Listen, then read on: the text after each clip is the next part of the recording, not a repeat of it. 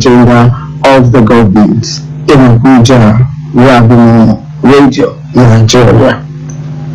The National Coordination Office of the Livestock Productivity Resilience Support Project, in collaboration with the World Bank and Israeli government, are working out modalities to improve pasture production in Nigeria.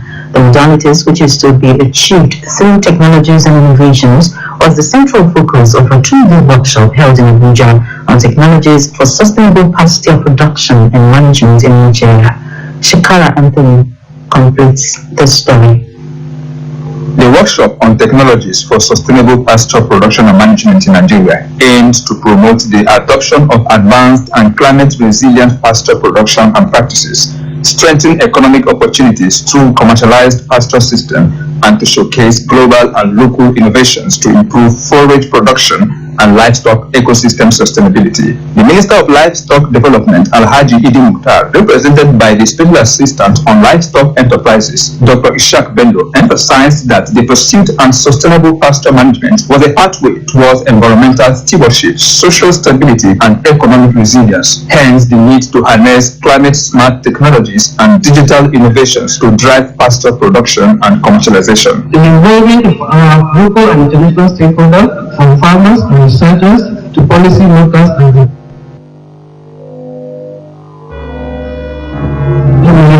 the National Project Coordinator Livestock Productivity and Resilience Support Project, Dr. Sanusi Abubakar, expressed concern that the area was facing numerous challenges which had continued to generate conflicts towards a sustainable management of livestock production. Our focus area includes innovative technologies such as GIS, remote sensing, and precision irrigation, best practices in maintenance and soil management, commercial models for sustainable pasture enterprises. World Bank representative Dr. Chidoziani said the objective of the workshop was to explore innovative solutions to improve pasture production and management, boost livestock productivity, strengthen crisis prevention mechanisms, and conflict mitigation in Nigeria. The head of Foreign Relations and International Cooperation Department, Ministry of Agriculture and Food Security of Israel, Daniel Wana, explained that investing in pasture production would help to address challenges in the subsector, adding that Israeli government had welcomed the idea of collaboration with Nigerian government for mutual benefits. We welcome the opportunity to cooperate with Nigeria to achieve a real impact. The event drew participants, including experts from within and outside the country. In Abuja, Shekara Anthony, Radio Nigeria.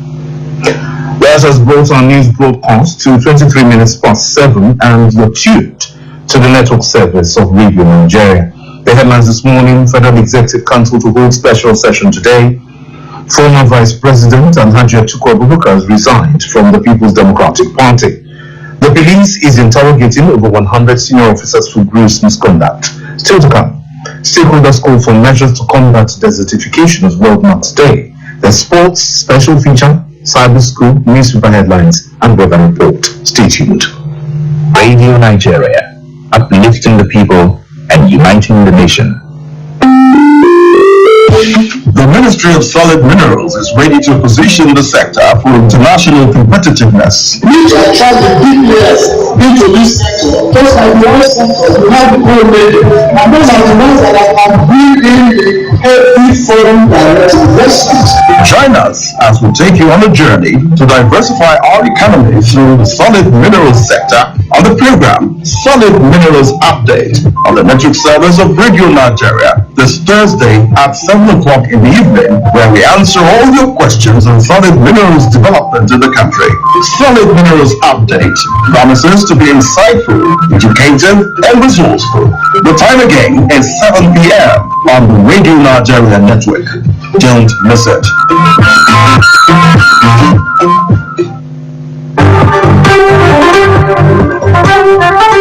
When ambition meets corruption, who can resist temptation? Listen to Newbound, a satire exploring the trappings of good life against elusive virtues on the network service of Radio Nigeria. What opinions do investors have on some critical issues like leadership, politics, economy, and corruption?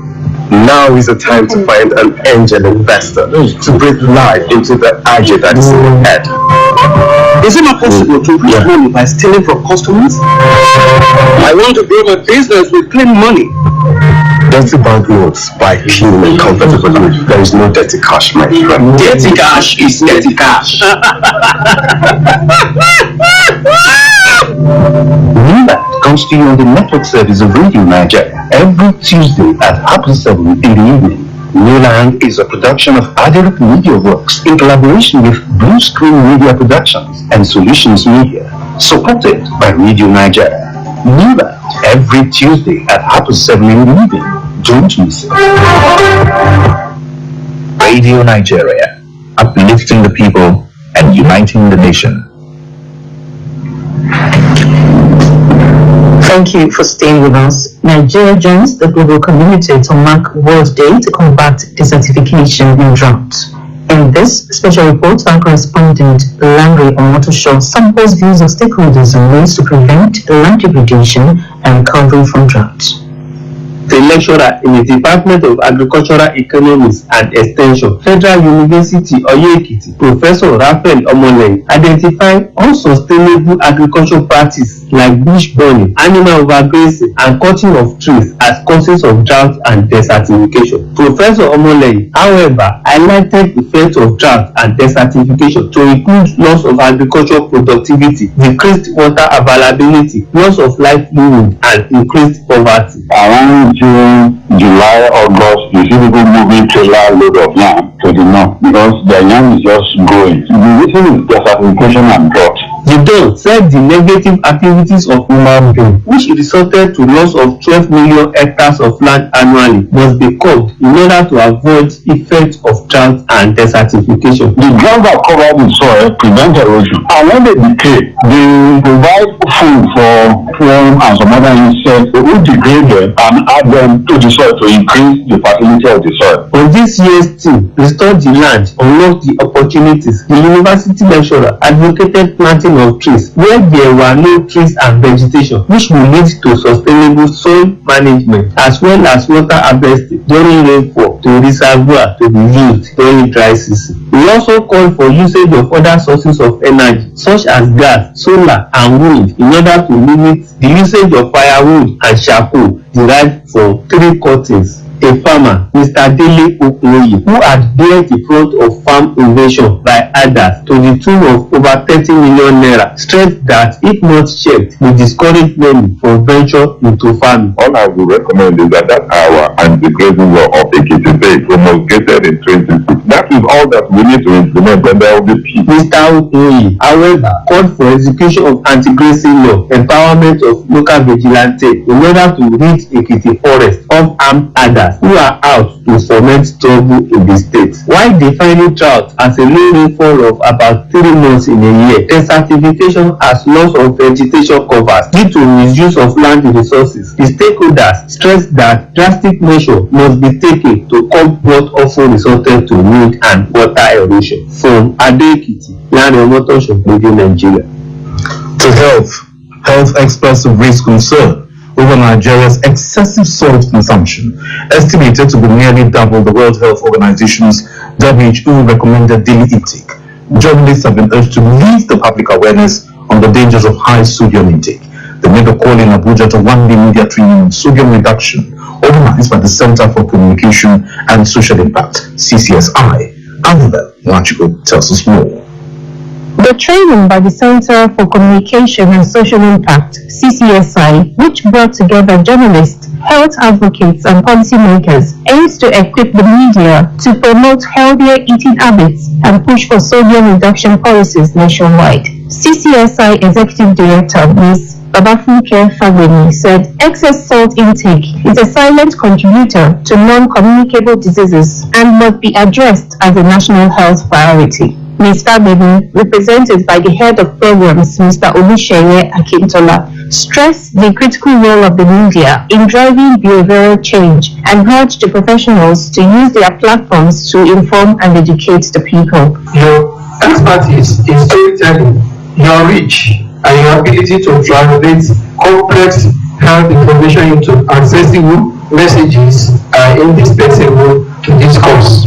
Speaking on excess salt and its impact on public health in Nigeria, Program Lead for Cardiovascular Health at the Corporate Accountability and Public Participation Africa, CAPA, Mrs. Bukola Olukemi Odele, highlighted the dangers of overconsumption of sodium. The more sodium you consume, the higher your exposure to hypertension, which means rising of high blood pressure. And high blood pressure is a risk factor for other diabetes, stroke, kidney failure, is a risk factor for heart failure, a lot of things. Program manager at the University of Abuja, Adebayo Ojo, presented findings from a salt survey conducted in Kano, Ogun, and the FCT. He said most Nigerians were unaware of how much sodium they consume and rarely pay attention to food levels.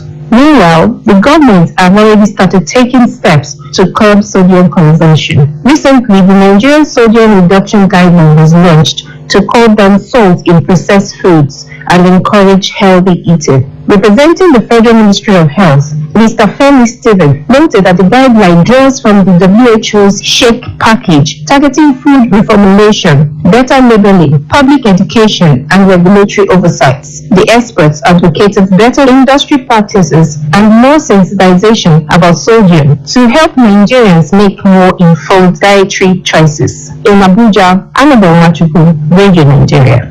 Still in health matters, stakeholders have called on the federal government to increase the sugar 130% per litre to safeguard the health of Nigerians. At a media parlor in Abuja, the executive director of the Corporate Accountability and Public Participation Africa, CAPA, Mr. Akimbode Oluwafemi, explained that the proposed increase would reduce consumption and lower the incidence of non-communicable diseases among Nigerians. Mr. Oluwafemi maintained that the funds could generate revenue and directly support Nigeria's goal of increased healthcare financing, including the Basic Healthcare Provision Fund, the National Health Insurance Authority, and school feeding programs. It's a win-win policy for the government because you reduce the health diseases associated with the consumption of these products, as well as raise public revenue, which can then be channeled to public health and other healthy initiatives in our country. Also, an economist and public health advocate, Austin Iraria, emphasized that a meaningful tax on sugary drinks should be at least 30% of the retail price, with the World Health Organization recommending up to 50% to achieve significant impact. Another benefit of the SSD taxes is that it helps Nigeria to have a pool of fiscal resources that can be earmarked or plowed back to further the public health system. And when such is in place, you discover that it brings about the benefit of having a well-equipped and functional healthcare system. A global health expert, Dr. Joseph Ikio, described unhealthy diet as a significant risk factor that has contributed to the growing prevalence of non-communicable diseases such as diabetes, obesity, hypertension, and stroke in Nigeria. The federal government has inaugurated a high-powered technical committee to enforce Funds of Part Labeling (FOPL) on food products, a critical move to tackle Nigeria's alarming rise in deadly non-communicable diseases (NCDs).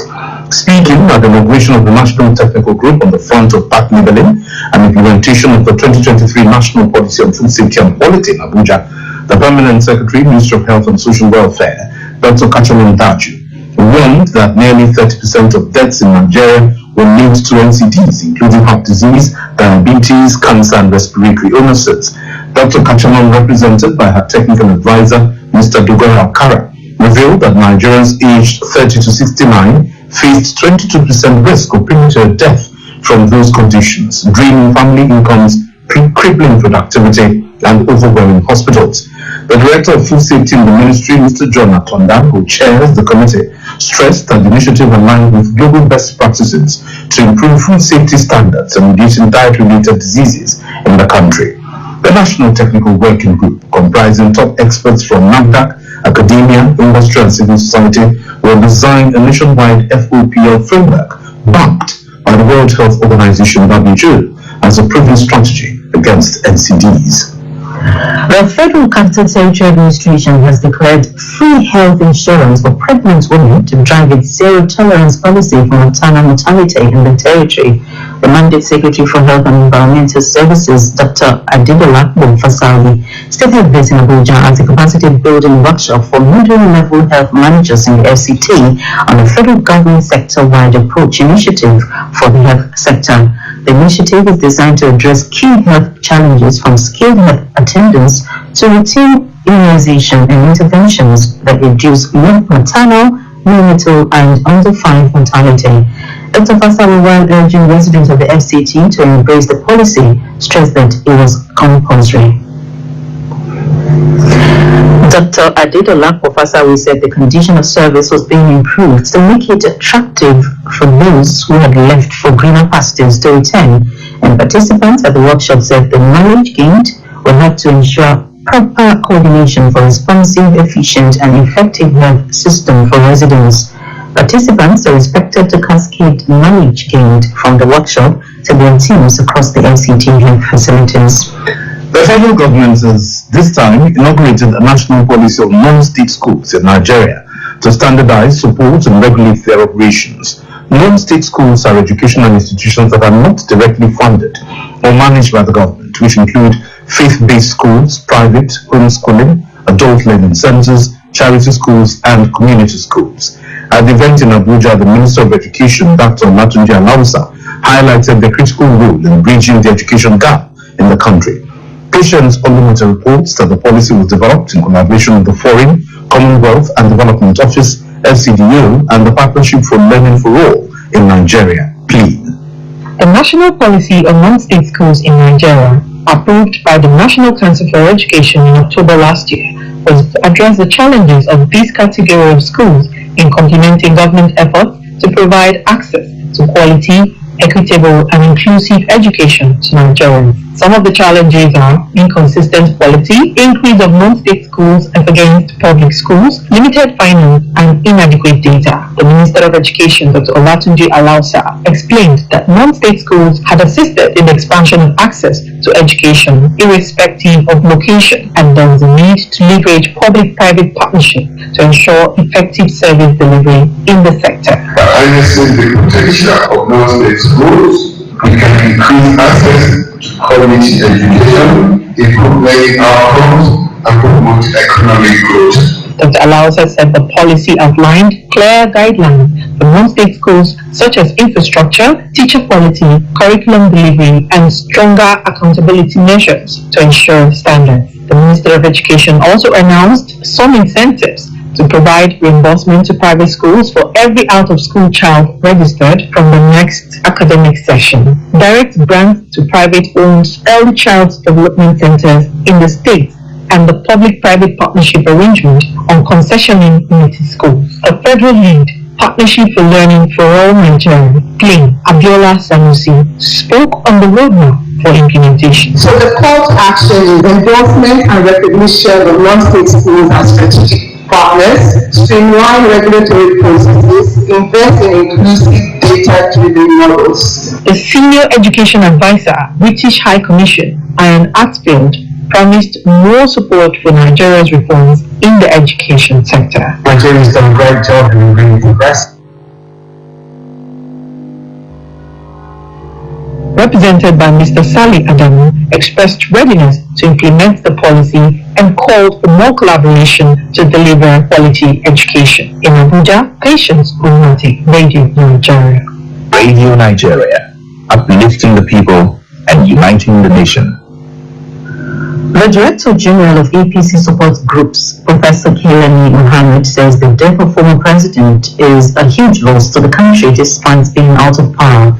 Briefing journalists in Abuja, Professor Mohammed said the late president raised the status of Nigeria in the global community by his revered anti-corruption posture. He said global leaders acknowledge his integrity and exceptional love for the country, which reflected in his commitment to change the narrative. Professor Mohammed acknowledged those feeling unforgiven by what they perceived as his shortcomings to instead remember his good intentions despite challenges of leadership, stressing that his death should be a lesson to leaders. We felt sadly, death is transient. Nobody will remain ever on this earth. Death is a necessary end to come when it has been ordained by the Creator. What I want to advise all these our leaders that have been sending the communions condolences, they should know that one day they will also die. The way and manner they are ruling this country, this should serve as a lesson to them that nobody knows when he's going to die. Professor Mohammed urged Nigerians to forgive and emulate the late former president for his exceptional sacrifices to institute a culture of justice, democratic values, and corrupt-free Nigeria, despite the lack of support from most of his appointees. The APC chieftain asserted that late Muhammadu Buhari had left a legacy that future leaders should emulate for the good of the country. The death has occurred of Malama Fatima Seidu, popularly called Hajia's sister. Aged 83, Malama Fatima Seidu has been buried according to Islamic rites. She is survived by 6 children, many grandchildren, among whom is Zainab Khalil of the News Directorate, FRCN Headquarters, Usman Halilu of Programs Department, FRCN Kaduna, and Asama Halilu, a staff of Voice of Nigeria and former NUJ Chairman Kaduna. The 3-day Fidal prayers are scheduled for today at 8 a.m. at number 8 Ramat Close, Kaduna, and also at 10 a.m. at number H14 Katsina Road. Similarly, there are arrangements for late Mr. Emeka Chidoka of Amuludun in the Dimly North local government area of Anambra State has been concluded. According to a statement by the family, the remains of late Emeka Chidoka will be buried tomorrow, Friday, June 18, 2025, at late Isaac Chidoka compound, Amuludun. Aged 60, Emeka Chidoka died last April from a road accident. There will be an outing service at St. James Anglican Church, Abatite on Sunday, July 20, 2025. He is survived by wife Christy Chidoka, mother Patricia Chidoka, brothers, sisters, and many relatives, among whom is Hodoboze Chidoka of our Sports and Outside Broadcast Directorate. And talking about sports, it is next with Alma Ignis.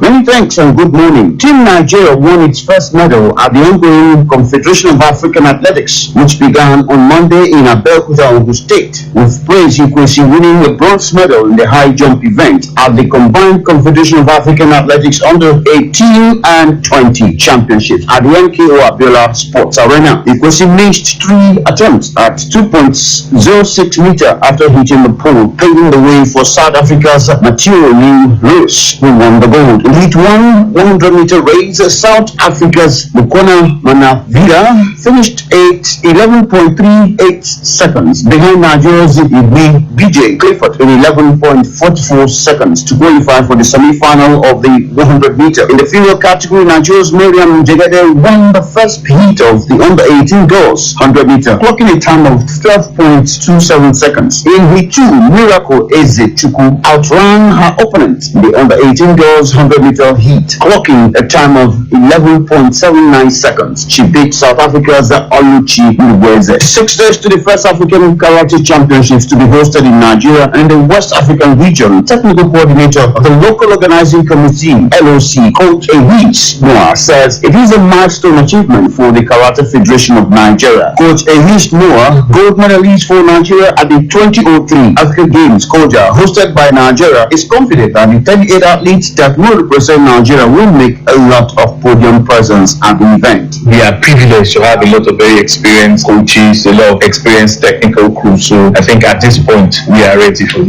It's going to be a difficult event because we have a lot of world champions coming, but I know that Nigeria will do well. The Karate Federation of Nigeria has confirmed that top karatekas like Meji Siriti of Morocco, Taha Tarek of Egypt, Chajai Fatima Zari of Morocco, and other great names will be competing at the African Karate Championships, which is its 23rd edition and due to commence from the 22nd to the 27th of this month at the MKO Abiola National Stadium, Abuja. Nigeria is out of the FIBA Under-19 Women's World Cup after the Junior D Tigress suffered a 51-77 loss to Hungary yesterday. Hungary delivered a decisive blow to Nigeria's Junior Tigress, securing a 75-51 victory in the round of 16 at the FIBA Under-19 Women's Basketball Gold Cup held in the Czech Republic. They kicked off the tournament with a historic first ever win against China, 98-88. The momentum was halted in second group game with a crushing 113-42 loss to Canada, followed by a 79-61 defeat in their third group game. Over now to Christy Dashi for update on the Women's Africa Cup of Nations in Morocco. The camp of the Super Falcons experienced a different routine yesterday as the team engaged in in-house activities to observe the first official rest day at the 13th Women Africa Cup of Nations WAFCON in Morocco at the Ibis Hotel in Casablanca, where the Falcons are camped. Players were seen exercising in the gym, taking walks on the street, and later in the evening having live trainings at the Raja Academy. Head coach of the Falcons, Justin Madugu, said he is using the break to tie up loose ends before the quarterfinals. We will have to continue working on them, hoping that the players will get it better and then try to do what they expected to do much better. This is putting the effort, but in some areas, in terms of their runs and the conversion, we are challenges. We will continue to work on it until we get it right. Coach Madugu also added that the period will give him the opportunity to assess the players better. The players will do their best. We are impressed with a lot of them, looking at what will happen between now and we'll be having a training sessions leading up to the game. By the time we conclude our preparations towards the quarterfinal match, we will know who amongst them is fully ready and fit to be able to play in the next game. Radio Nigeria was also able to catch up with Sikira Isa from Nasarawa Amazon, who is making her debut for Nigeria at the WAFCON. She said she's committed to giving her best for the country. I believe everything has time and season. I believe it's my season and it's my time, and I'll make very good use of it. Today is also observed as rest day 2. Action returns on Friday when quarterfinal matches will be played. From Casablanca in Morocco, I am Christy Dashi. Thank you, Christy. On a sad note, the death has been announced of former national team player and coach Monday Sinclair at the age of 89. His passing was announced by former Super Eagles goalkeeper and media officer Ida Peterside. Peterside paid glowing tributes to the deceased, whom he called a mentor and a father. We lost a father. Monday Sinclair gave me my first opportunity for venturing into professional football. We will miss him. Very sad to hear that he has passed. May the soul of Monday Sinclair rest in peace. Amen. That's our package this morning. I am Ama Ignis. Thanks for being there. The special feature is on late Muhammadu Buhari, the Nigerian leader with many colors. It is written by Ali Tumba of our current affairs unit. As Nigerians continue to mourn the demise of former President Muhammadu Buhari, his remembrance cannot be complete without talking about his military career and political engagements. He joined the Nigerian Military Training College, NMTC, which later became the Nigerian Defense Academy, NDA, in 1961, and underwent advanced military training in the United Kingdom, India, and the United States. Former President Muhammadu Buhari, without doubt, played key roles in his military career when he served as the military governor of the northeastern state from 1975 to 1976, Federal Commissioner for Petroleum Resources from 1976 to 1978, and Chairman of the Nigerian National Petroleum Corporation, NNPC, which oversaw oil policy during the global oil boom. On December 31, 1983, Buhari emerged as Nigeria's military head of state after a coup that ousted former President Shehu Shagari. His regime introduced war against indiscipline, why? A campaign to instill order and civic responsibility, anti-corruption measures to strict economic controls and harsh decrees. The War Against Indiscipline campaign entrenched a long-time discipline among Nigerians, both old and young. His career as a military head of state suffered a lot of human rights criticisms as a result of the introduction of Decree 4 and detention of politicians and journalists without trial. After being overthrown on August 27, 1985, by General Ibrahim Babangida. Former President Muhammadu Buhari resurfaced into the Nigerian political landscape in the late 1990s and ran for the presidency under the platform of the All People's Party (APP) in 2003 and lost to former President Olusegun Obasanjo. Former President Buhari again contested for the #1 seat in 2007 under the same party and again lost to late former President Moniya Adua. Also, in 2011, the undeterred former President Buhari contested under the platform of Congress for Progressive Change (CPC), the party he and his Progressive Alliance formed in 2010 and lost the presidential race to former President Goodluck Jonathan.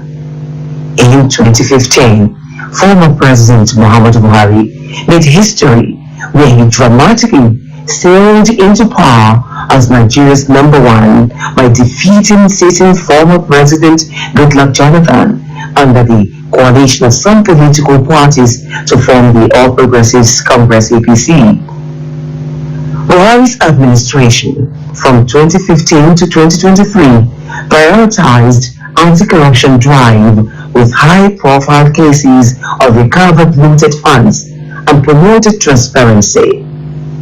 His presidency also carried out infrastructure development where major road and railway projects including the Lagos-Ibadan and the Abuja-Kaduna rail lines were built, tackled security challenges, especially the Boko Haram insurgency and banditry, but faced criticisms over rising insecurity in other regions. On the social investment programs, he launched initiatives like Empower, Trader Money, and Anchor Boras program to fight poverty and empower the youth and farmers. Buhari's presidency repositioned Nigeria as a regional leader through active participation in ECOWAS, the African Union, and global climate talks. His administration encountered a lot of economic challenges such as recession, high inflation, and unemployment, some of which can be attributed to fall in oil prices and the COVID-19 pandemic. Allegations of human rights abuses and press suppression, as well as accusation of some widespread corruption, were some of the pitfalls of his administration.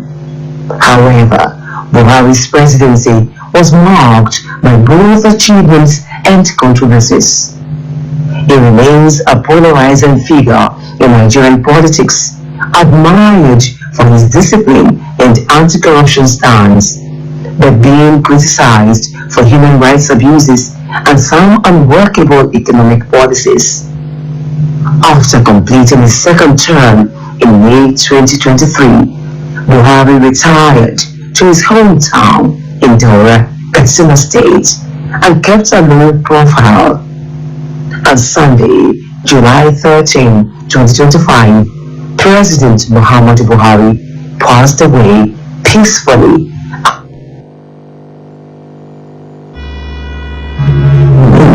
and criticisms. That special feature on late Muhammadu Buhari, the Nigerian leader with many colors, was written by Ali Tumba and read by Mariam Ukesanjo. Next in Cyberscope, you know how we do it. We bring you the top trends shaping conversations across Nigeria's social media space. And we begin with this. Atiku Abubakar is shaking up the political space once again. The 2023 presidential candidate of the People's Democratic Party officially resigned from the party. Social media reactions are loud and divided. But some are speculating about fresh alliances, others aren't impressed. The Lagos APC released a statement claiming Atiku's move reflects chaos in the PDP and called it desperate, predictable, not driven by personal ambition. But I'm speaking of political twist. Former Governor of Ekiti State, Amuludun Fayose, is trending indeed after the Federal High Court in Ikoyi acquitted him of an alleged 6.9 billion naira money laundering case. And to celebrate this, Fayose was spotted sharing a manga and bigili with construction workers, prompting jokes like from courtroom to canteen, all over the timeline. One user even tweeted, "Only Fayoshi can turn a court victory into a street party." Meanwhile, tributes are still pouring in following the passing of former President Muhammad Buhari. One emotional moment came from his daughter, Hadiza Mohammed, who shared a touching story from childhood. She recalls how their father once scolded them for spending 15 naira change on sweets instead of returning it, a moment that instilled in her the value of integrity. The story sparked a flood of personal reflections from Nigerians remembering their own lessons on honesty. Well, that's all we have for you today on Cyberscope. Okay, newspaper headlines is next. We just have two. I have the blueprint. Bold headline, banner headline, articles exit from BDB driven by greed, personal ambition, Bode George. Well, what else? Shatima article, Idris others brings filial prayer for Buhari in Daura. Nigeria's new constitution must reflect our pluralism. Anyoko, rider operators the problem, not the document. Obasanjo. All right, leadership is next. Kano probes death of 2 students in Bichi School. FEC holds Buhari tribute session today, and inflation drops to 22.22% despite high food prices. And that's newspaper headlines for today.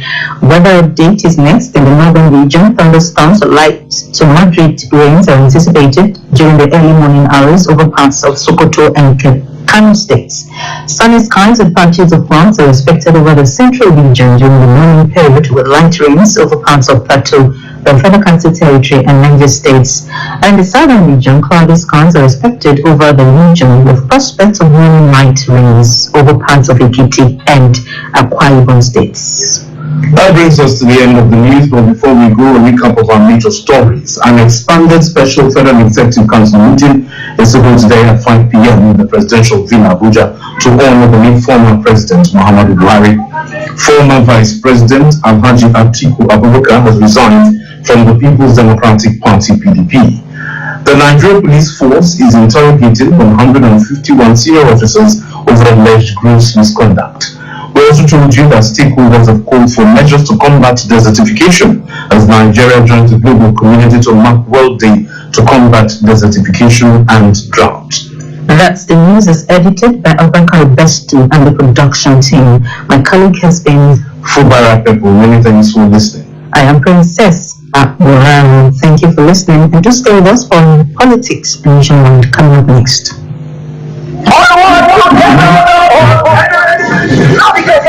The Navigator, a documentation of events that take place within and around the territorial waters of Nigeria. The Navigator is the codeboard of the activities of the Nigerian Navy. My goal is to ensure that every Nigerian Navy personnel and civilian staff is equipped.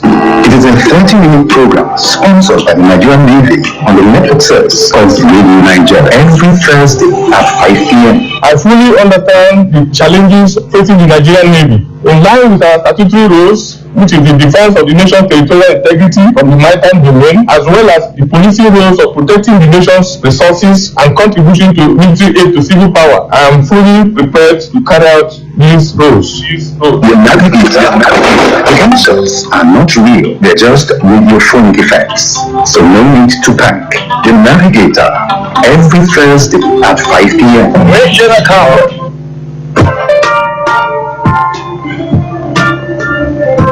It's definitely a big deal. Nigerians are peace-loving and hard-working people. And countries only develop and grow when there is peace and stability. There are different kinds of problems in every society, and so in every country. If there are problems here, Nigeria is not an exception. There is no society, no country where violence and public disorder has solved up. Problem. No matter the problem, no matter the issue. Let us sit down like brothers and sisters. Use dialogue to resolve the problems. Remember, you have to give account of every action you take, even here on earth, then before your creator. Please let us work together for a peaceful Nigeria. Let us work together. Nigeria will be great. It's 8 o'clock.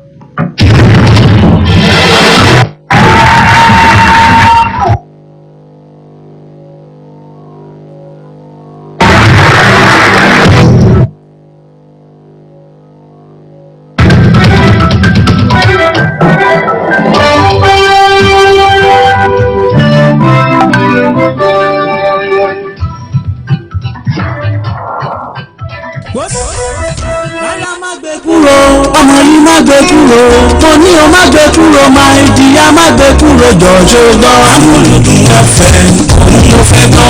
bóyá nínú ilé mi ò tàbí níbi ìṣẹ̀lẹ̀ ni àwẹ̀. Amúlùdùn ẹ̀fẹ̀ òun ló fẹ́ gbọ́. wọ́n ní aláwa 99.1. Amúlùdùn ẹ̀fẹ̀ òun ló fẹ́ gbọ́. ṣẹ́ni wípé ó táwọn yọ ò gédégbé. ó táwọn yọ ò. Amúlùdùn yìí táwọn yọ ò. ó táwọn yọ ò. òun ló lè polówó ọjà káyé gbọ́. ó táwọn yọ ò. ẹ wò bó ti ń ṣe wẹ́lẹ́wẹ́lẹ́. ó táwọn yọ ò. ààrẹ má gbé kúrò jọ ṣóun gbọ́. má gbé kúrò. àkílẹ̀ wí. Amúlùdùn FM làwọn fẹ́ máa gbọ́. 99.1 ní. 99.1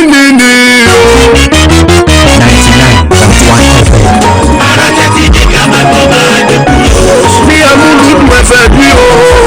àwọn ìròyìn àjọ àbálẹ̀ rẹ̀. ìtàwọn yọ. ètò àtàjà tó kọ́ ní lọ́gbọ́n. ìtàwọn yọ. eré ìdárayá tó dájú. ìtàwọn yọ. ẹ máa wọ́n polówó ọjà ń tọ́. dájú mọ́mí brothers and sisters. ẹ jẹ́ ká máa gbọ́ torí wípé. Amúlùdùn rédíò station táwọn yọ. èmi sọ mí gbèrè kọ́ńfàmù rẹ̀. Amúlùdùn 99.1 FM Moniya ní Ìbàdàn ó táwọn yọ. alẹ́ rò pé alẹ́ ṣe bí o àwa Sanyẹ̀rì là ń sọ̀rọ̀ ṣé tí yín gbọ́ o ṣé tí yín gbọ́ o ṣé tí ara yìí iléeṣẹ́ Amúlùdùn 99.1 FM tí wọ́n kalẹ̀ sí Moniya bí ibẹ̀ ni ẹ ti lè rí àwọn ètò tó kójú owó tó gbámú sí àwọn ètò tó jẹ́ pé tẹ́ ẹ bá gbọ́ ló kọ́ yín ní àṣà àti ṣe àti bí èèyàn ṣe lè gbélé ayé èèyàn gangan orí ìkànnì ilẹ̀ ti gbọ́ ẹjọ́ wà ní 99.1 FM Amúlùdùn ẹ jẹ́ kó wà bẹ́ẹ̀ ẹ má gbé kó o tẹ́ bá gbé kó máa ẹ mọ̀ rẹ́ rìn. ọmọ ní là ń gbé ní tiwa ọmọ ní là ń gbé lárugẹ kápolówó ọjà kájé ò wọlé ọmọ ní là ń gbé lárugẹ ìròyìn òtítọ́ àti ìròyìn òdodo ọmọ ní là ń gbé lárugẹ ètò lóríṣiríṣi àgbọ̀fikọ́gbọ́n ọmọ ní là ń gbé lárugẹ. Amúlùdùn yóò máa dùn náà ni dídùn dídùn làbálẹ̀ olóyin.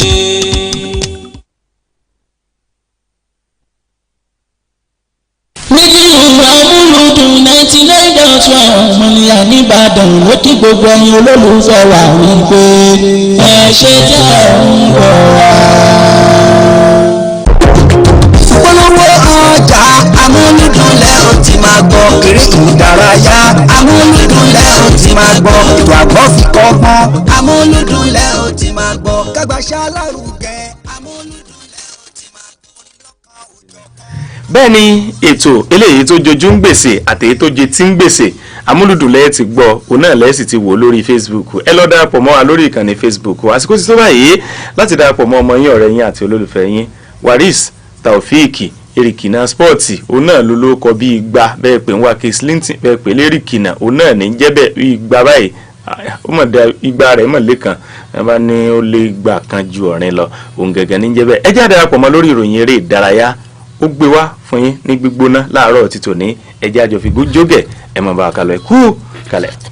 bóyá táwọn ayé bá ti mọ̀ pé Yusufu fẹ́ kọ́ ọ̀rin o wọ́n máa tètè dé ká tó gba ìtàn pátá tẹ́ ẹ bá ti gbé sórí rédíò Amúlùdùn 99.1 tálẹ̀ fẹ́ gbọ́ ń bẹ̀ Waris Taofeeki ni ẹ máa gbọ́ ọmọ Amúlùdùn lọ ọmọ ẹ tẹ̀ síbẹ̀ erikina sport ọmọ káàtó mi tó jẹ́ Hafiz lójoojúmọ́ láago 6 bọ̀rọ̀lẹ́ l'Amúlùdùn 99.1 FM ẹ máa gbọ́ o.